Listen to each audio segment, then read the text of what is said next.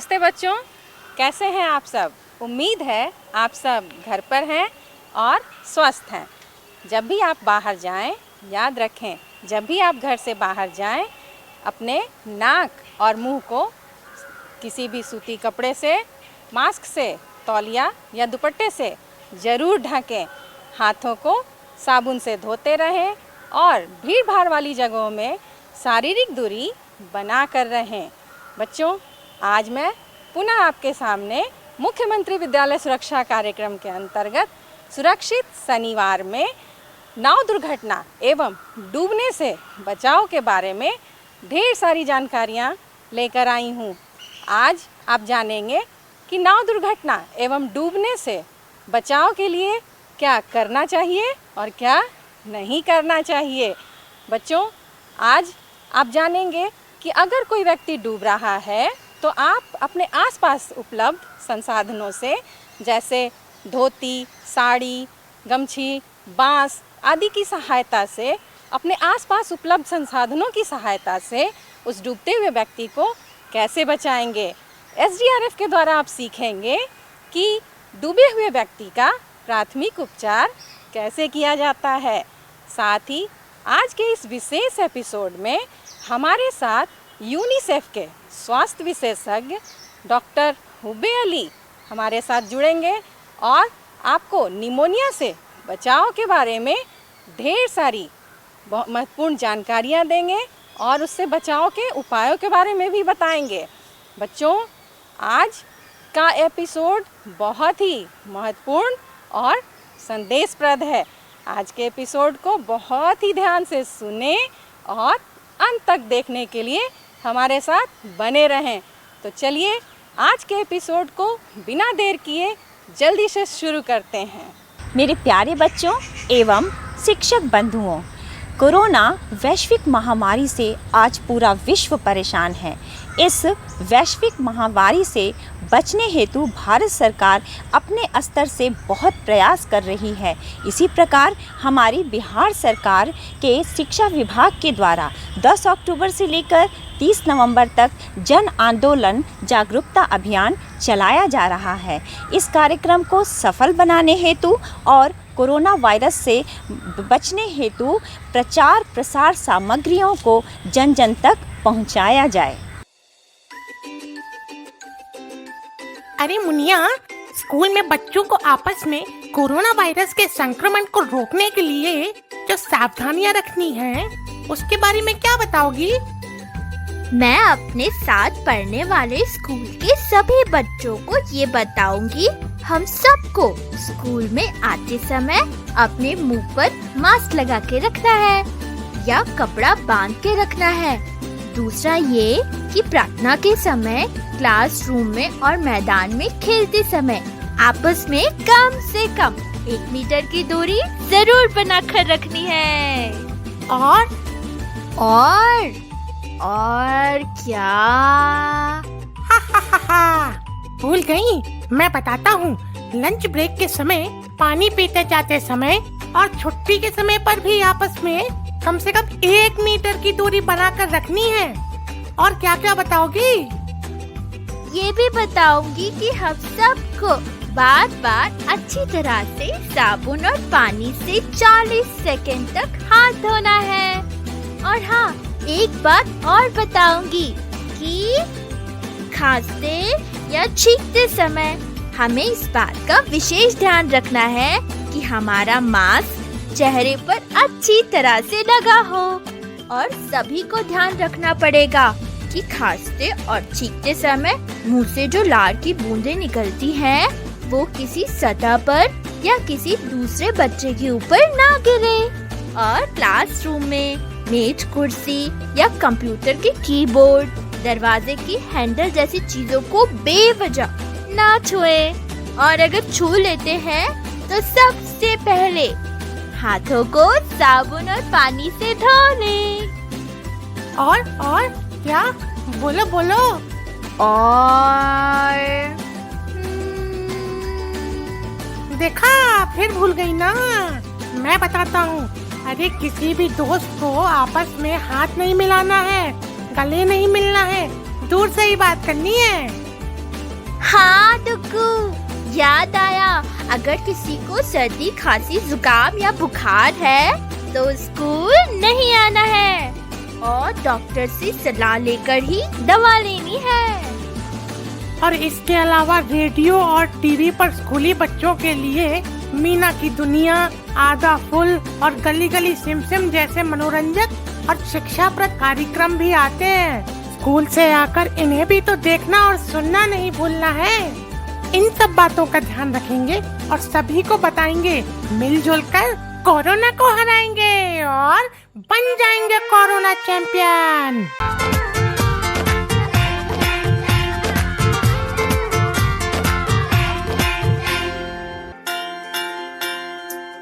प्यारे बच्चों, विश्व बाल दिवस की हार्दिक शुभकामनाएं।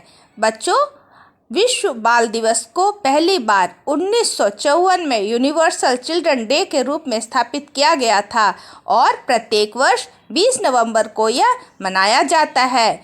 अंतर्राष्ट्रीय स्तर पर एकजुटता, दुनिया भर के बच्चों में जागरूकता और बच्चों के कल्याण के उद्देश्य से यह मनाया जाता है। इस वर्ष विश्व बाल दिवस का थीम है बच्चों जलवायु परिवर्तन। जलवायु परिवर्तन का असर सभी मानव जाति एवं पशु पक्षियों पर व्यापक रूप से देखने को मिलता है, जैसे बाढ़, सूखे की घटना, वर्षा में कमी इत्यादि अनेक प्राकृतिक घटनाएं जलवायु परिवर्तन के कारण होती हैं। आइए आगे हम लोग देखते हैं और भी कई दुष्परिणाम हमें अपने आसपास देखने को मिलते हैं इस जलवायु परिवर्तन के कारण। अरे ये कैसी आवाज है? भागो भागो, केदारनाथ में बादल फट गया। बहुत तेजी से पानी भरा जा रहा है। सब जान बचाकर जल्दी भागो। सचमुच बेटा, पानी भरा जा रहा है। चलो जल्दी भागो यहाँ से। आदरणीय अध्यक्ष महोदय, मैं आपकी अनुमति से एक प्रस्ताव पेश करना चाहता हूँ। मैं अपने पूर्वोत्तर राज्यों की उन्नति के लिए यहाँ पर चौड़ी सड़कें बनाना चाहता हूँ, ऊंची इमारतें बनाना चाहता हूँ, ताकि यहाँ के पर्यटन का विकास हो सके, लोगों को रोजगार मिल सके। आदरणीय अध्यक्ष महोदय, मैं श्रीमान मंत्री महोदय के प्रस्ताव का अनुमोदन करती हूँ। यह हमारे पूर्वोत्तर राज्यों के विकास के लिए अत्यंत आवश्यक है। अरे वाह, कितना घना जंगल है, कितना सुहावना मौसम है यहाँ का। कई प्रकार के पशु पक्षियों का आश्रय है यहाँ। कई आदिवासी लोग भी रहते हैं। अरे मनुष्यों को तो इन जंगलों से अनगिनत लाभ हैं। जंगलों के कारण समय पर वर्षा होती है। लकड़ियाँ, कई प्रकार की वनस्पति, गोंद आदि अनेक वस्तुएं, अनगिनत लाभ हैं मनुष्यों को जंगलों से।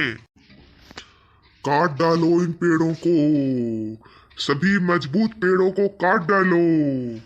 अरे भाई रुको, मत काटो इन पेड़ों को। अरे क्यों काट रहे हो? तुम्हें पता नहीं पेड़ों को काटना अपराध है। ये पेड़ तो हमारी वातावरण के संरक्षक हैं। इन्हीं से तो वर्षा होती है।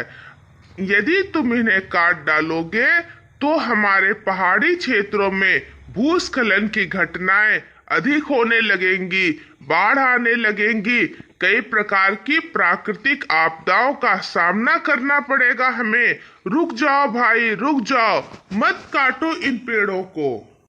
नहीं नहीं, हमें इन पेड़ों को काटना है, जंगल साफ करने हैं, यहाँ सड़कें बनानी है, ऊंचे ऊंचे इमारत बनाने हैं। मास्टर जी, हमें पेड़ों को काटने दीजिए। अरे किसान भाइयों, रुकिए, इस प्रकार पराली ना जलाए, इससे हमारे दिल्ली का वातावरण दूषित हो रहा है। आप देख रहे हैं ना, लोगों को कई प्रकार की बीमारियों का सामना करना पड़ रहा है, जैसे दमा, त्वचा रोग आदि।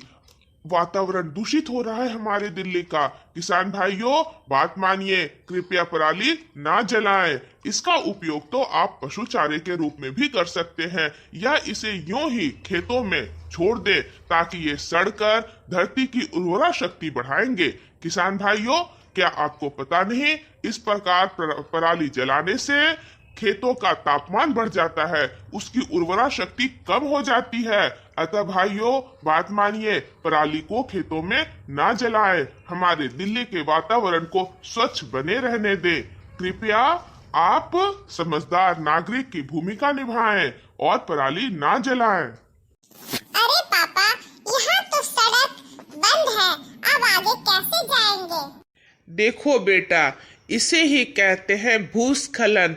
जब पहाड़ी क्षेत्रों के जंगलों को हम लोग काट देते हैं तो वहाँ की मृदा कमजोर हो जाती है और एक बारिश पड़ने पर ही पहाड़ों की सारी मिट्टी सड़कों पर आ जाती है और इसे ही कहते हैं भूस्खलन। अरे वाह, शहर की चकाचौंध, कितना बड़ा शहर है, पर कितनी गर्मी है यहाँ। कोई पेड़ पौधे भी नहीं। मनुष्यों ने विकास की अंधी दौड़ में सारे जंगलों को नष्ट कर दिया। अब शहरों की चकाचौंध में प्राकृतिक वातावरण ही नष्ट हो गया। उफ, इन छोटे छोटे कमरों में तो अब दम घुटता है। एसी और कूलर भी अब हवा नहीं देते हैं। गर्मी से मन व्याकुल है। उफ, कितनी गर्मी! तापमान तो बढ़ता ही जा रहा है। दिन में भी गर्मी, रात में भी गर्मी। उफ! हे ईश्वर, जून जुलाई का महीना बीत गया, अभी तक वर्षा नहीं हुई। वर्षा नहीं होगी तो हम धान कैसे लगाएंगे? धान की पैदावार नहीं होगी तो देश में खाद्यान्न की कमी हो जाएगी। हमारा परिवार कैसे चलेगा? हे ईश्वर, अब तो समय पे वर्षा भी नहीं होती है। अत्यंत दुखद स्थिति आ गई। पहले तो समय पर वर्षा होती थी, हम लोग खेती कितने मन से करते थे। अब तो मानसून का आधा मौसम बीत गया, अभी तक वर्षा नहीं हुई। यही स्थिति रही तो हमारे सारे खेत सूख रहे हैं और हम खेती नहीं कर पाएंगे। खाद्यान्न कहाँ से आएगा? बचाओ बचाओ, मैं डूब रहा हूँ, कोई बचाओ। अरे, लगता है कोई डूब रहा है, चलो चलकर देखूं तो।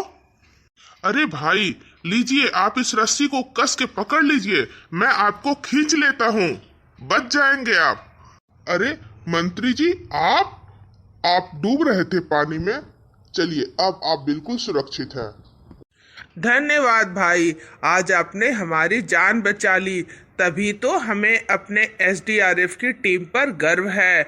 आप हमारे क्षेत्र में बाढ़ पीड़ित लोगों की बहुत सहायता कर रहे हैं। आपको और आपके टीम को बहुत बहुत धन्यवाद।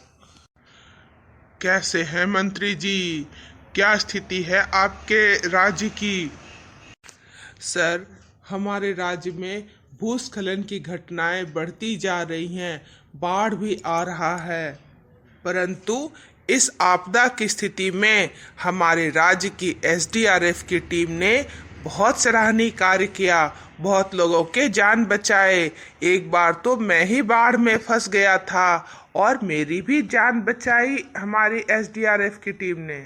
सचमुच हमें अपनी एसडीआरएफ और एनडीआरएफ की टीम पर गर्व है।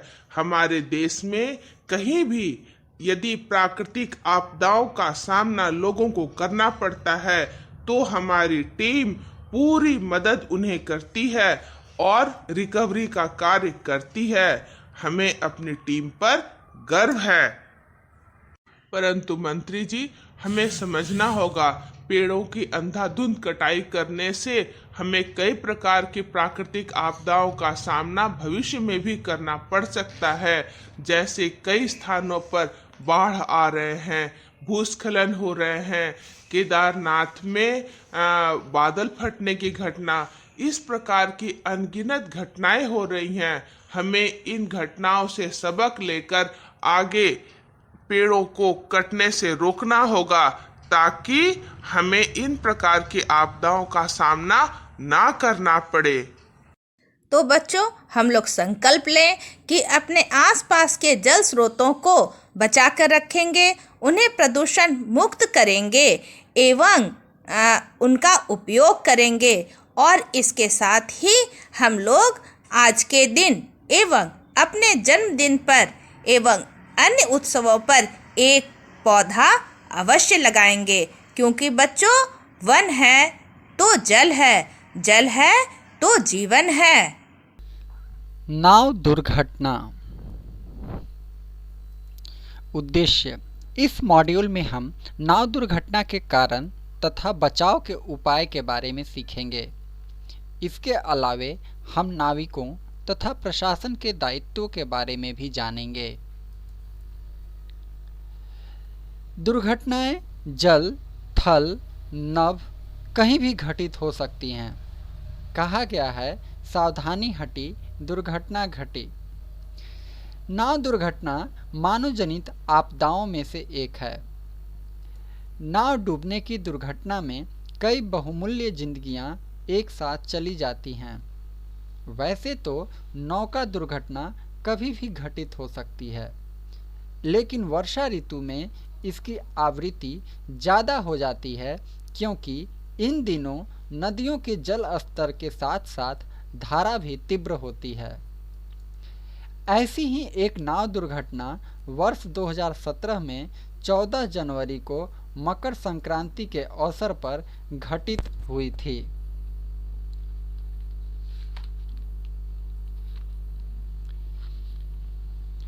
पटना के एनआईटी घाट पर दियारा से लौट रही नाव डूबने से 21 लोगों की मौत हो गई। उस नाव में 60 से 70 लोग सवार थे। मौके पर एसडीआरएफ की टीम पहुंचकर 10 लोगों के जान को बचाया। हम नाव दुर्घटनाओं को भविष्य में घटित होने से रोक सकते हैं अगर हम सावधानी बरतें। प्रश्न यह उठता है कि नाव दुर्घटना के क्या कारण हो सकते हैं। नाव दुर्घटना के निम्नलिखित कारण हो सकते हैं। नाव पर लदान क्षमता से अधिक सवारी, सफेद पट्टी के निशान का डूब जाना, नाविक का प्रशिक्षित न होना, नाव पर जानवर ढोना, जर्जर या टूटी नाव की सवारी करना, तेज हवा, खराब मौसम, आंधी तूफान भी नाव दुर्घटना को आमंत्रित करता है। अब प्रश्न ये है कि आखिर हम सभी क्या कर सकते हैं। नाव की सवारी करने से पहले हमें ध्यान देना चाहिए। जिस नाव पर पंजीकरण संख्या अंकित हो उसी नाव से यात्रा करें। जिस नाव पर लदान क्षमता दर्शाते हुए सफ़ेद पट्टी का निशान हो उसी नाव की यात्रा करनी चाहिए। नाव चलने से पहले यह देख लें कि लदान क्षमता दर्शाने वाली सफ़ेद पट्टी का निशान डूबा तो नहीं है। अगर डूबा है तो तुरंत उतर जाएं। किसी भी स्थिति में ओवरलोडेड नाव पर न बैठें। जिस नाव पर जानवर ढोए जा रहे हों उस पर यात्रा न करें। छोटे बच्चों को अकेले नाव की यात्रा न करने दें।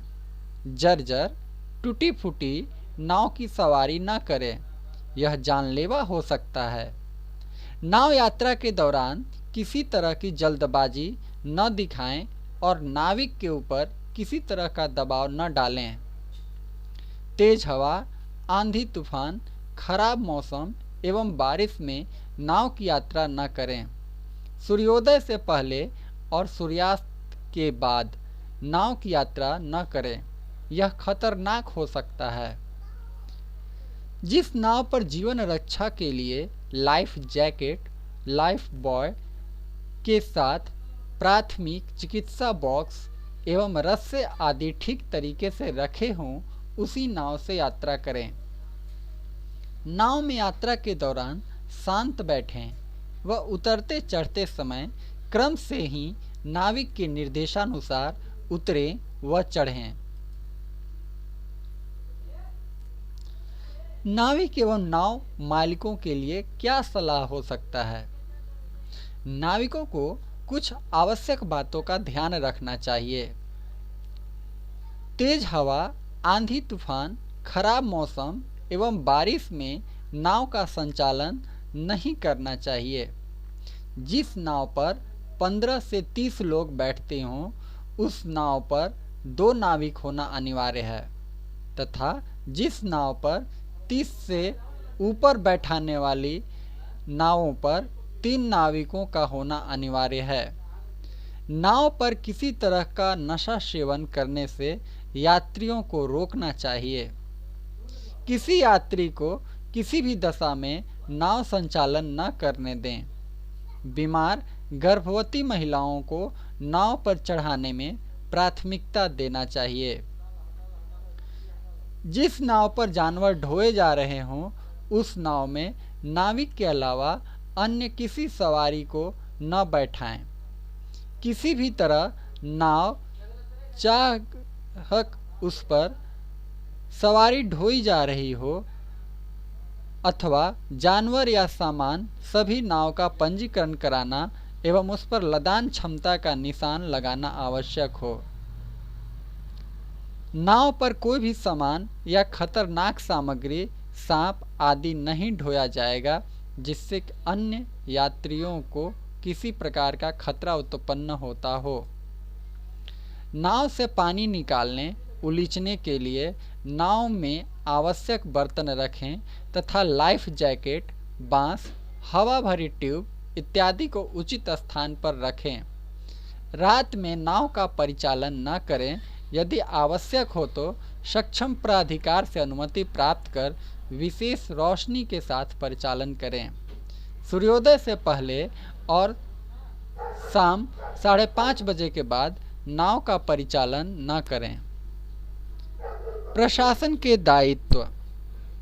सरकार की नीति और प्रशासनिक व्यवस्था किसी दुर्घटना के होने से काफ़ी हद तक टाल सकती है। यदि प्रशासन पहले से सतर्क हो तो दुर्घटना के घटित होने से रोका जा सकता है। बिना निबंधन के कोई भी नाव, चाहे वह किसी भी उद्देश्य के लिए प्रयोग की जा रही हो, उसका परिचालन गैर कानूनी है। बगैर निबंधन के नाव परिचालन नहीं होने दें। नाव में ओवरलोडिंग नहीं होने दें। नाव में अलग से डीजल इंजन, मशीन बिना सक्षम प्राधिकार की अनुमति के नहीं लगाया जा सकता है। इसे सुनिश्चित किया जाए। घाटों पर प्रशिक्षित तैराकों, गोताखोरों एवं नज़दीकी पुलिस थाना एवं जिला प्रशासन के प्रमुख पदाधिकारियों का फ़ोन नंबर अवश्य प्रदर्शित कराया जाए। सुनिश्चित किया जाए कि नावों पर लदान क्षमता तथा सफ़ेद पट्टी का निशान हर हाल में अंकित रहे ताकि यात्री समझ सकें कि नाव में कितने लोगों के बैठने की क्षमता है। सूर्योदय से पहले और शाम 5:30 बजे के बाद नाव का परिचालन न करें। नाव संचालन के संबंध में बिहार बंगाल नौ घाट अधिनियम 1885 के अधीन आदर्श नियमावली 2011 के प्रावधानों के अनुपालन सुनिश्चित कराया जाए। नज़दीकी पुलिस थाना, गोताखोरों एवं प्रशिक्षित का नंबर घाटों पर अवश्य अंकित कराया जाए। जिंदगी अनमोल है, ओवरलोडिंग से बचें। डूबना। उद्देश्य। इस मॉड्यूल में हम डूबने से होने वाली घटनाओं के संदर्भ में जानकारी प्राप्त करेंगे। वर्षा ऋतु में उफनाई नदियों में या तालाबों में स्नान करने, कपड़ा धोने जैसे रोजाना के काम के दौरान किशोरियों की मृत्यु डूबने के कारण हो जाती है। कई घरों के चिराग बुझ जाते हैं। यह स्थिति संबंधित परिवारों के लिए त्रासद है। मानव तथा बच्चों के बहुमूल्य जिंदगियों को डूबने से बचाने के लिए निम्नलिखित बातों पर ध्यान दिया जाना चाहिए। खतरनाक घाटों के किनारे बच्चों को न जाने दें और न ही आप स्वयं जाएं। बैरिकेडिंग को न ही पार करें और न ही गहरे पानी में जाएं। पर्व त्योहारों के अवसर पर घाटों को गंदा न करें, अफवाह न फैलाएं, घाटों पर आतिशबाजी न करें। आओ अब हम जानते हैं कि हमें डूबने से बचने के लिए क्या करना चाहिए। डूबने से बचाओ।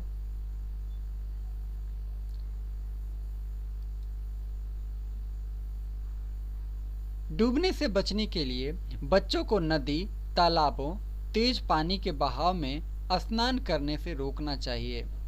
बच्चों को पूल, पुलिया, ऊंचे टीलों से पानी में स्नान करने से रोकें। नदी में उतरते समय गहराई का ध्यान रखना चाहिए।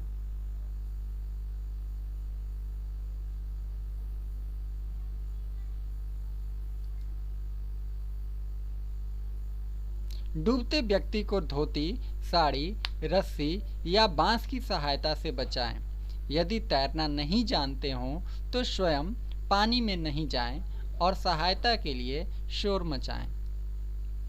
गांव, टोलों में डूबने की घटना होने पर आसपास के लोग आपस में एकत्रित होकर ऐसी दुखद घटना की चर्चा अवश्य करें और भविष्य के सुरक्षा उपायों पर चर्चा करें। डूबने से बचने के लिए जिला प्रशासन के भी कुछ दायित्व हैं। नदी, तालाब के खतरनाक घाटों को चिन्हित कर उसके किनारों पर बैरिकेडिंग तथा चेतावनी बोर्ड लगाया जाना चाहिए। घाटों पर तथा उसके मार्गों की नियमित साफ सफाई की जाए। घाटों पर हेल्पलाइन नंबर का प्रदर्शन किया जाए। बदले युग की धारा, आपदा प्रबंधन के द्वारा।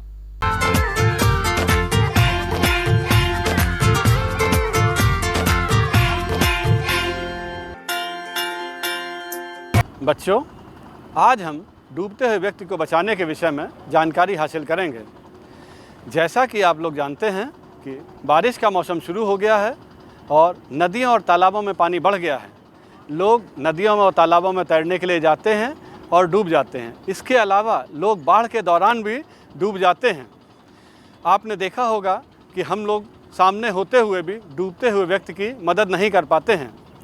आज हम आप लोगों को बताएंगे कि जो लोग तैराकी जानते हैं तो वो किन तरीक़ों से और किन सामानों की मदद से डूबते हुए व्यक्ति को बचाएं, और इसके अलावा जो व्यक्ति तैराकी नहीं जानते हैं वो भी किन सामानों की मदद से और अपने आप को सुरक्षित रखते हुए किस तरीके से डूबते हुए व्यक्ति को बचाने में मदद करें। आज SDRF के माध्यम से इन्हीं तरीक़ों का हम प्रदर्शन करेंगे। आप देखें, जैसा कि आप देख रहे हैं कि एक व्यक्ति पानी में सामने डूब रहा है और मदद के लिए चिल्ला रहा है। अभी यहाँ पर जो लोग उपस्थित हैं उन लोगों को तैरना नहीं आता है। आप देखें कि तैराकी ना जानने वाले व्यक्ति किस तरीके से डूबते हुए व्यक्ति को बचाते हैं, अपने आप को सुरक्षित रखते हुए उससे संपर्क ना करते हुए किस तरीके से बचाते हैं। तैराकी ना जानने वाले व्यक्ति ने बम्बू उठाया और सामने डूबते हुए व्यक्ति की तरफ बढ़ाया। उसने बम्बू को पकड़ा और उसको खींच के किनारे की तरफ ले आए। इस तरीके से तैराकी ना जानने वाले व्यक्ति अपने आप को सुरक्षित रखते हुए सुरक्षित तरीके से डूबते हुए व्यक्ति को बचाने में सफल रहे। जैसे कि आप लोग देख रहे हैं कि एक व्यक्ति सामने नदी में डूब रहा है और घाट पे जो लोग उपस्थित हैं उनको तैरना नहीं आता है। आप देखें किस तरीके से धोती या साड़ी की मदद से उसमें एक किनारे पर मिट्टी, पत्थर, जरीकेन या लोटा आदि बांधकर और उसकी लंबाई बढ़ाकर, गमछा आदि बांधकर उसकी लंबाई बढ़ाकर डूबते हुए व्यक्ति की तरफ फेंकने से और उसको पकड़ाने से हम उसकी मदद कर सकते हैं। आप जैसे देख रहे हैं, जिन व्यक्तियों को तैरना नहीं आता है वो एक धोती में जरीकेन बांधा और एक व्यक्ति ने धोती में मिट्टी बांधा और उसने डूबते हुए व्यक्ति की तरफ फेंका। दोनों में से एक को डूबते हुए व्यक्ति ने पकड़ लिया और इस तरीके से उसको खींचकर किनारे की तरफ सुरक्षित ले आए। जैसा कि आप देख रहे हैं, पुनः एक व्यक्ति डूब रहा है और उसको किस तरीके से पुनः एक बार तैराकी न जानने वाले व्यक्तियों के द्वारा कैसे उसको बचाया जाता है। एक व्यक्ति लाइफ बॉय लेकर, रस्सी में बांधा हुआ लाइफ बॉय लेकर उसकी तरफ जाता है और उसकी तरफ फेंक देता है। खुद भी कमर तक पानी से आगे नहीं जाता है वो, और इस तरीके से तैराकी ना जानते हुए सुरक्षित तरीके से डूबते हुए व्यक्ति को सामान फेंक कर, तैरने वाला सामान फेंक कर उसको बचा लेता है। जैसा कि आप देख रहे हैं कि सामने एक व्यक्ति पानी में डूब रहा है। अब पुनः इसको तैराकी ना जानने वाले तरीके से किस तरीके से बचाते हैं आप देखिए। कुछ लोग जो किनारे पे खड़े थे उनको तैरना नहीं आता था, उन्होंने मानव श्रृंखला बनाई एक दूसरे का हाथ पकड़कर, और इसी तरीके से वो डूबने वाले व्यक्ति के नज़दीक तक अपनी पहुंच बनाई और उसको पकड़कर सुरक्षित तरीके से किनारे पर ले आए। जैसा कि अभी आपने देखा, हमने प्रदर्शन के द्वारा दिखाया कि किस तरीके से तैराकी ना जानने वाले व्यक्ति के द्वारा डूबते व्यक्ति को बचाया गया। उसमें से आपने देखा थ्रो मेथड, जिसमें कोई चीज़ रस्सी में, धोती में, साड़ी में आदि में बांध कर डूबते व्यक्ति की तरफ फेंका गया और उसको बचा लिया गया। रीच मेथड, जिसमें किनारे से एक व्यक्ति बांस या पाइप की मदद से जो पकड़ा दिया जाता है, डूबते व्यक्ति को पकड़ा के उसको सुरक्षित तरीके से किनारे पर ले आते हैं। इसी तरीके से वेड मेथड, जिसमें कि मानव श्रृंखला बनाकर कुछ व्यक्तियों ने आपस में हाथ पकड़कर डूबते हुए व्यक्ति के पास जाकर मानव श्रृंखला बनाकर उसके नज़दीक से नज़दीक पहुंचकर सुरक्षित तरीके से उसको किनारे की तरफ ले आए। अभी आप देखिए कि जो व्यक्ति तैराकी जानते हैं वो किस तरीके से डूबते हुए व्यक्ति को बचाते हैं।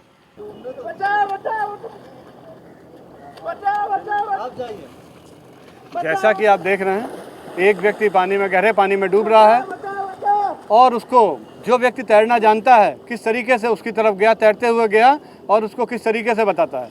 उसको बचाने के तरीके के विषय में देखें, वो उसने डूबते हुए व्यक्ति के पीछे गया और उसकी ठुड्डी को पकड़ के पानी के स्तर से ऊपर किया, जिससे कि उसके नाक में, मुंह में पानी ना जाए, और पीछे से उसकी ठुड्डी को पकड़ते हुए तैरते हुए किनारे की तरफ लेके आ रहा है।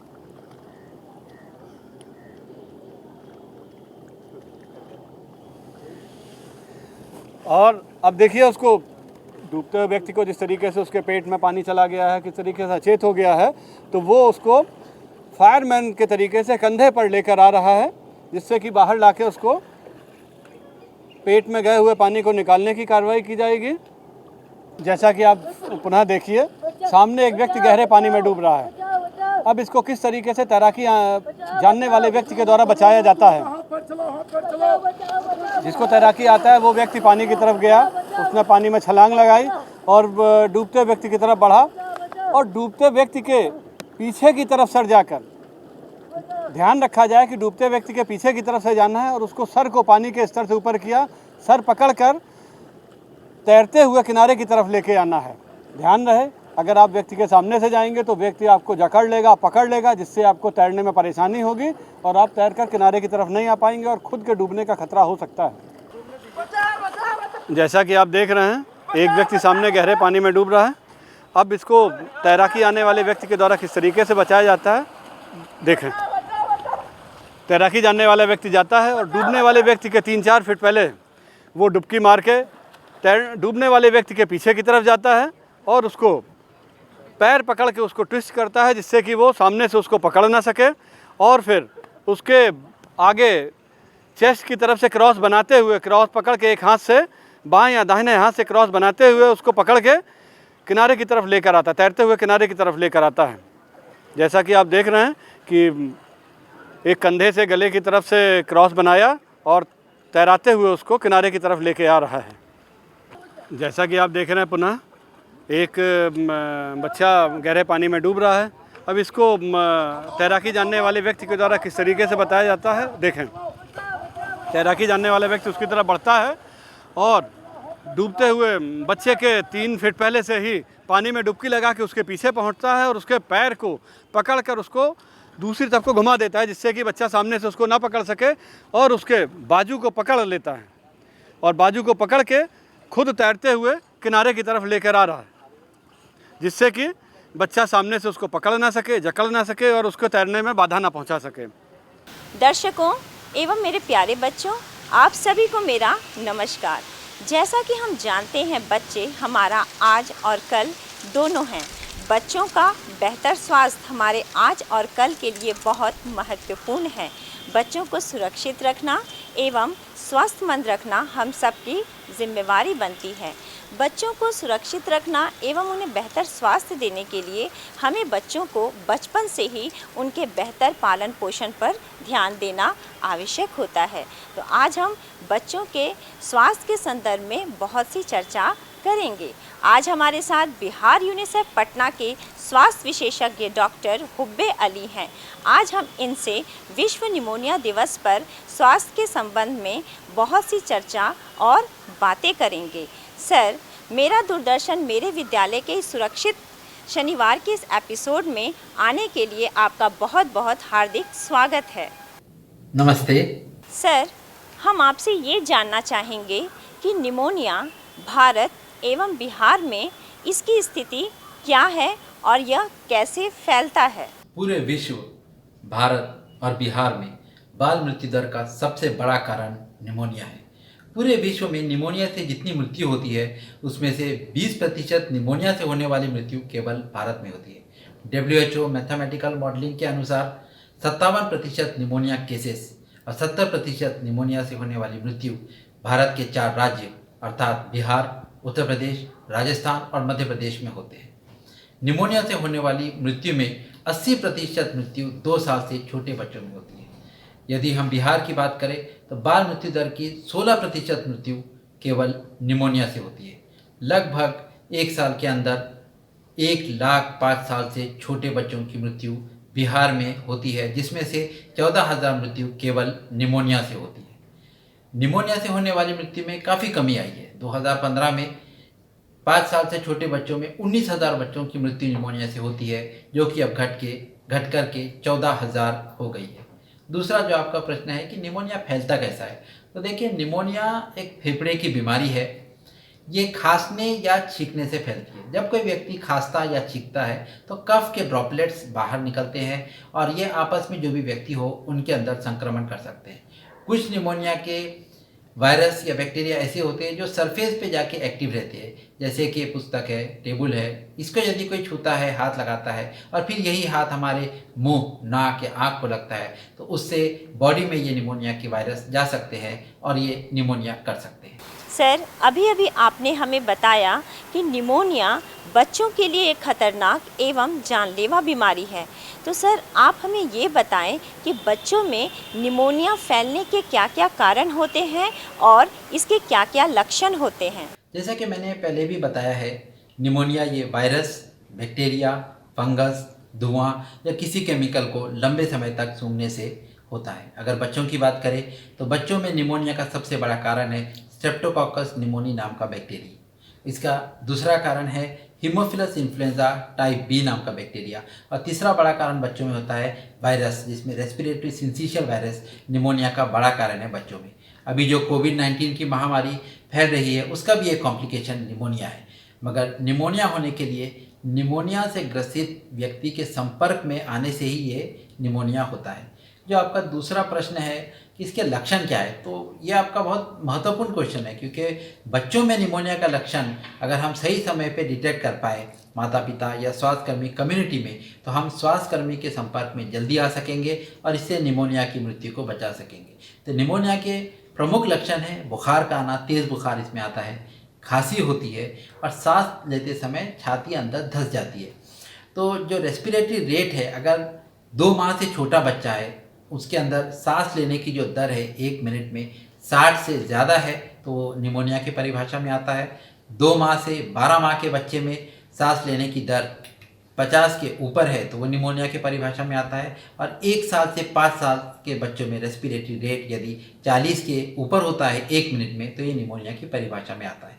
अगर निमोनिया की हम सही पहचान करें और जल्द से जल्द स्वास्थ्यकर्मी का बता के उसका उपचार कराएं तो निमोनिया से होने वाली मृत्यु को बहुत हद तक बचाया जा सकता है। सर, आपने हमें बहुत महत्वपूर्ण जानकारी दी कि इसके क्या क्या लक्षण होते हैं और ये किस प्रकार से जानलेवा हो सकता है। आगे सर, आप हमें ये बताइए कि निमोनिया से बचने के लिए कौन कौन सी सावधानियां बरतनी चाहिए और इसका इलाज किस प्रकार से किया जाए। जैसे कि मैंने पहले भी बताया कि निमोनिया का मुख्य कारण बच्चों में स्ट्रेप्टोकोकस निमोनी या हीमोफिलस इन्फ्लुएंजा टाइप बी है। तो इन बैक्टीरिया के लिए टीकाकरण मौजूद है। ये बिहार में तमाम आंगनबाड़ी केंद्र और स्वास्थ्य केंद्र पे छोटे बच्चों को मुफ्त में लगता है। जैसे न्यूमोकोकल कॉन्जुगेट वैक्सीन पीसीवी का टीका 1.5 महीना, 3.5 महीना और 9 महीने पर बच्चों को लगाया जाता है। उसी तरह से पेंटावेलेंट वैक्सीन में जो हीमोफिलस इन्फ्लुएंजा टाइप बी का वैक्सीन है, पेंटावेलेंट वैक्सीन के माध्यम से 1.5 महीना, 2.5 महीना और 3.5 महीना में ये बच्चों को लगता है। मीजल्स, इसका भी कॉम्प्लिकेशन निमोनिया है। ये टीका भी नियमित टीकाकरण में पूरे बिहार में मुफ्त में लगता है। 9 महीने पे और 1.5 साल पे इसका टीका मीजल्स का MR वैक्सीन लगाता है, मीजल्स रुबेला का वैक्सीन। इससे भी निमोनिया के खतरे को हम लोग बचा सकते हैं। और अब आने वाली जो टीकाकरण वैक्सीन आ रहा है कोविड के लिए, इसके लेने से भी निमोनिया के काफ़ी केसेस को हम लोग कम कर सकते हैं। दूसरा, अपने रोग प्रतिरोधक शक्ति बढ़ाने के लिए फल जैसे कि विटामिन सी युक्त जो फल होते हैं, संतरा, मौसम्बी, अंगूर, ये फल खाने से, गुड़ की चिक्की खाने से, इन सब चीज़ों से जो कार्यक्रम चल रहा है विप्स का, weekly iron folic acid supplementation जो स्कूल के बच्चों को दिया जाता है, इससे सब रोग प्रतिरोधक शक्ति बढ़ती है। इससे भी निमोनिया से बचा जा सकता है। और बच्चों में खास करके निमोनिया की पहचान, उसके लक्षण अगर हम लोगों को आपस में पता होंगे क्या है, स्वास्थ्यकर्मी से, आशा बहन जी से, आंगनबाड़ी से संपर्क करके अगर हम देखें, अगर बच्चे में निमोनिया के लक्षण आ रहे हैं तो जल्द से जल्द स्वास्थ्यकर्मी को इस बच्चे को दिखाएं।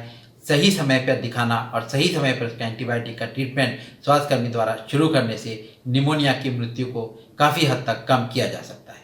सर, आप हमारे इस कार्यक्रम में आए और आपने हमें निमोनिया के बारे में बहुत सी महत्वपूर्ण जानकारी दी और मुझे उम्मीद है कि हमारे बच्चों को इससे बहुत सी महत्वपूर्ण जानकारी मिली होगी। तो सर, आपका हमारे इस कार्यक्रम में आने के लिए मैं आपका बहुत बहुत धन्यवाद करती हूं और साथ ही सभी दर्शकों एवं बच्चों को भी मैं धन्यवाद करती हूं। नमस्कार।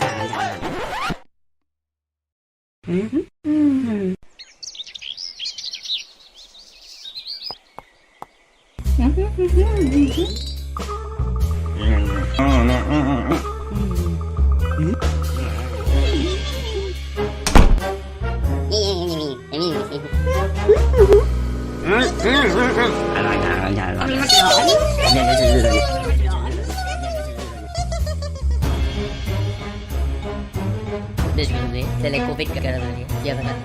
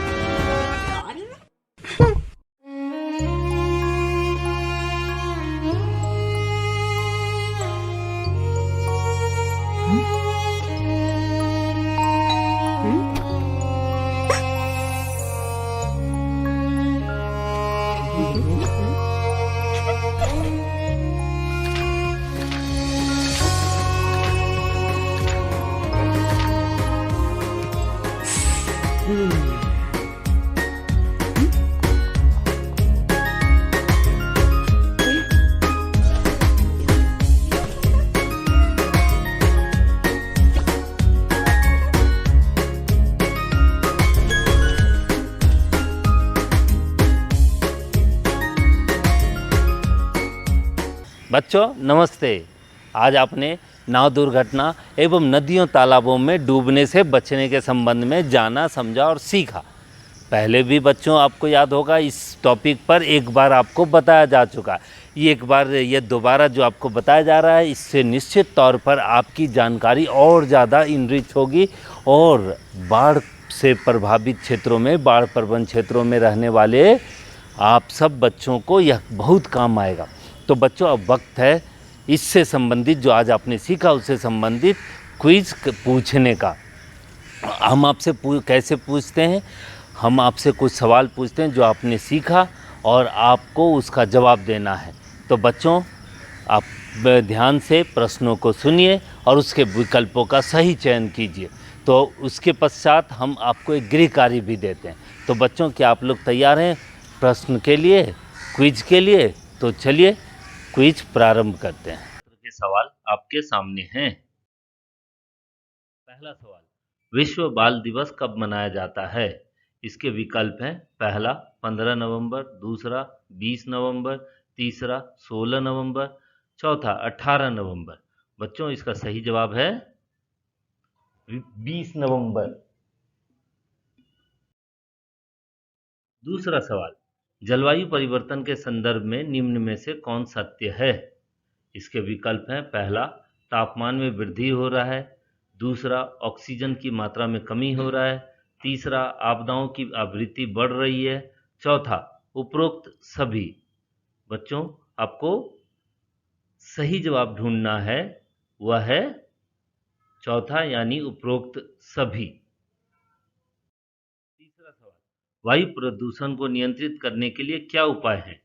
इसके विकल्प हैं, बच्चों को इसके प्रति जागरूक करना चाहिए, दूसरा जहरीले धुएं वाले पटाखों पर प्रतिबंध लगाना चाहिए, तीसरा कम ध्वनि और कम धुएं वाले पटाखों को छोड़ना चाहिए, और चौथा उपरोक्त सभी।